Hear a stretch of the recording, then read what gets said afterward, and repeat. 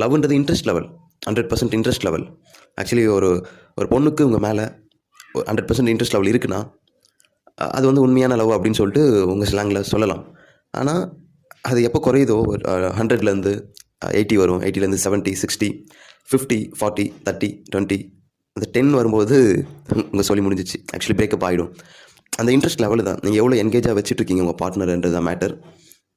அந்த interest level குறையும் போது தான் உங்களுக்கு பிரேக்கப் ஆகும். அந்த இன்ட்ரெஸ்ட் லெவல் எதனால் குறையுது அப்படின்னு பார்த்தீங்கன்னா, நீங்கள் வந்து ஓவராக அவைலபிலிட்டியாக இருந்திருப்பீங்க. ஒரு மாதிரி அன்னெசரிலி லாட் ஆஃப்